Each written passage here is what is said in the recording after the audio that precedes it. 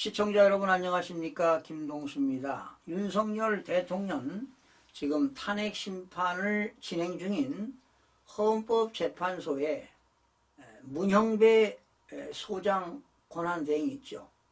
이자는 유엔군 언급 및 이재명 더불어민주당 대표와의 과거 친분 의혹 등으로 구설수에 올랐죠. 오늘 정치권에 의하면은요, 문형배 대행은 지난 2010년 9월입니다. 자신의 블로그에 올린 글에서 이런 글을 올렸어요.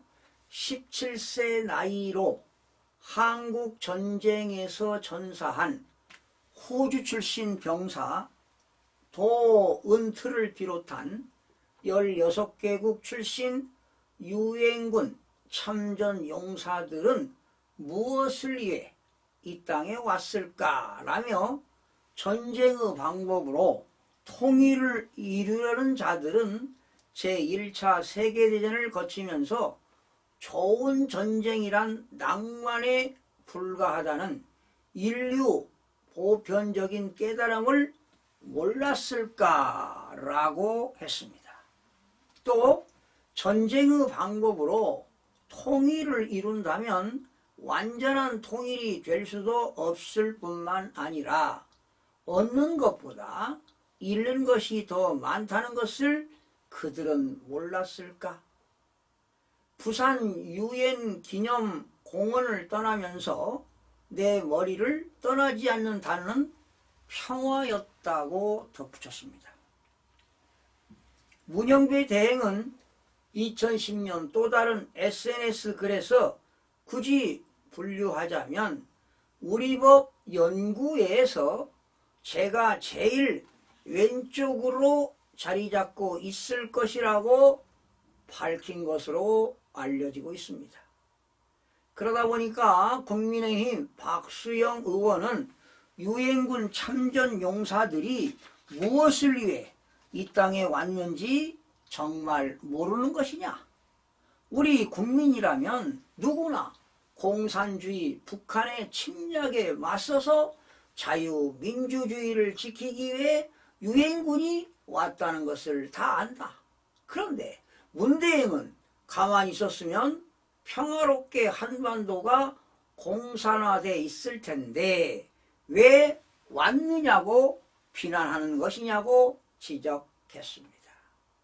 이렇게 파문이 일자 문형배 대행은 유엔군이 아닌 북한의 침략을 규탄한 것이다. 북한을 동조할 이유도 없다고 반박을 했는데요. 자, 문 대행은 또한 이재명 대표와의 과거 친분 의혹으로도 논란에 휩싸였습니다. 정치권에 의하면요, 문 대행은 지난 2011년 7월 18일 자신의 SNS에 법의 테두리 안에서 행동하지 않는 사람들에게는 법적 절차라는 건 단순히 많은 수단들 중 하나일 뿐이라는 글을 올리기도 했습니다. 이 글에 이재명 대표는 문파님 여기서 만나다니 잘 계시죠? 히히 만화님께 안부를 이라는 댓글을 달았습니다. 문대행은 제 댓글에서 시장님, 성남시장 때입니다. 고생이 많으시죠? 건강에 유의하십시오 라고 답했습니다. 2013년 6월에는 이명박 대통령 비하 논란으로 이정열 판사가 법원을 떠난 것을 두고 문대행이 미안하고 고맙다, 사랑한다고 하자 이 대표는 잘 계시냐고 물었습니다. 이 대표와 문 대행은 사법연수원 동기이자 노동법학회를 함께 했으며 2011년부터 2013년까지 최소 7차례 공개 대화를 나눈 것으로 알려지고 있습니다. 친명계는 윤 대통령 탄핵을 강력히 요구 중입니다. 두 사람의 친분 의혹이 일자 이 대표는 트위터에서 문 대행을 언팔했고 문대행은 자신의 X계정을 삭제했습니다.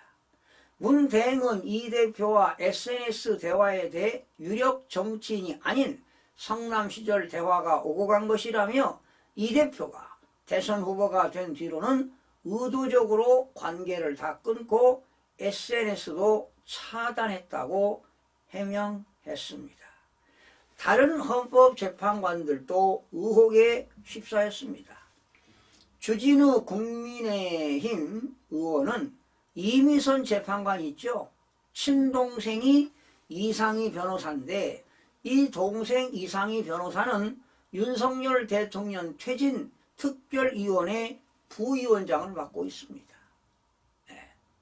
정계선 재판관 아시죠? 우리법 연구회장했던 서울 남부지원법원장에서 이번에 헌법재판관으로 온 정계선 재판관 남편 황필규 변호사는요, 탄핵소추 대리인단 김희수 대표 변호사가 이사장인 공익인권법 재단 공감에서 일하고 있습니다.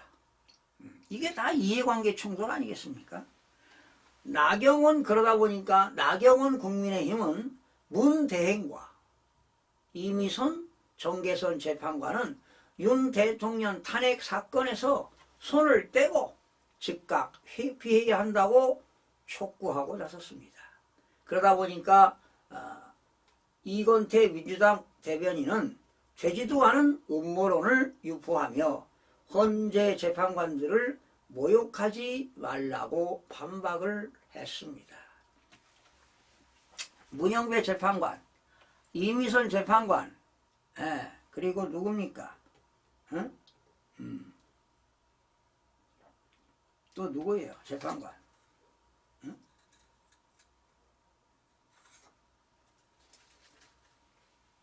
정계선 재판관에게 자, 헌재 재판관 8명에게 제가 묻습니다. 여러분, 헌법재판소법 제51조는 심판 절차의 정지라는 게 있습니다. 51조입니다. 제가 그 51조를 읽어드릴게요. 피청구인에 대한, 그러니까 지금 탄핵소추 청구인은 국회가 되겠죠. 피청구인은 윤석열 대통령입니다. 피청구인에 대한 탄핵심판 청구와 동일한 사유로 지금 형사소송이 진행되고 있는 경우지요. 지금 구속돼 가지고 형사소송법에 의해서 지금 재판을 받아야 되지 않겠습니까? 이런 경우에 재판부는 심판 절차를 정지할 수 있다, 이렇게 51조에 나와 있습니다. 그렇다면 정계선 재판소장 대행 윤석열 대통령 방어권을 줘야 될 거 아니냐고. 심판 절차를 정지시켜서 형사재판을 받을 수 있도록 해야 되는 거 아니냐 하는 얘기입니다. 어때요? 법에서 그런 걸 해보라고.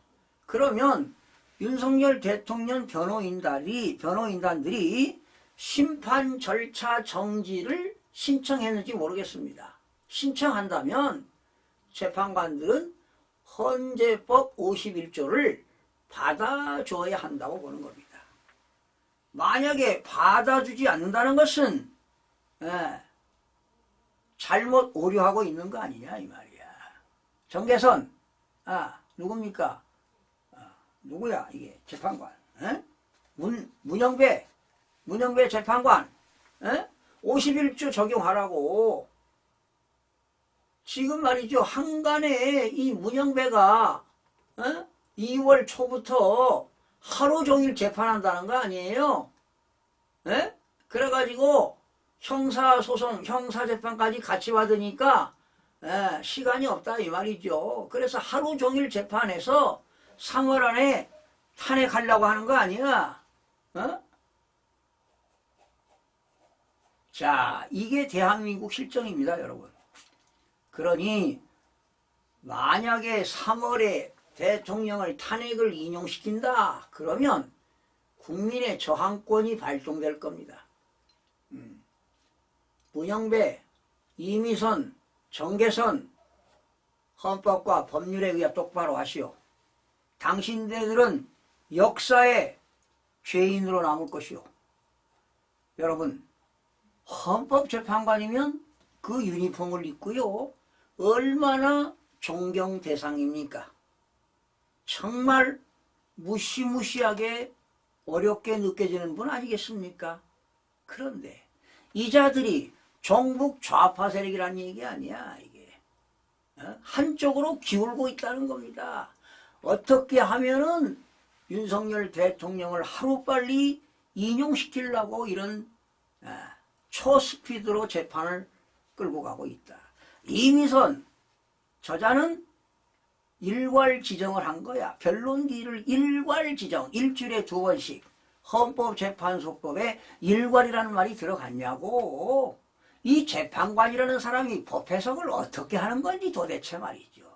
이 좌파 판사들은 말이야. 잘못돼도 뭐가 잘못됐어요, 이게. 대통령 피청구인의 방어권을 인정해야 될 거 아니에요. 피청구인의 주권을 인정해야 될 거 아니에요. 무죄 추정의 원칙을 적용해야 되지 않아요. 헌법재판소법 제51조 심판 절차에 정지를 해 주시길 바랍니다. 그렇지 않고서는 국민들로부터 심판을 받을 것이요. 시청자 여러분 고맙습니다.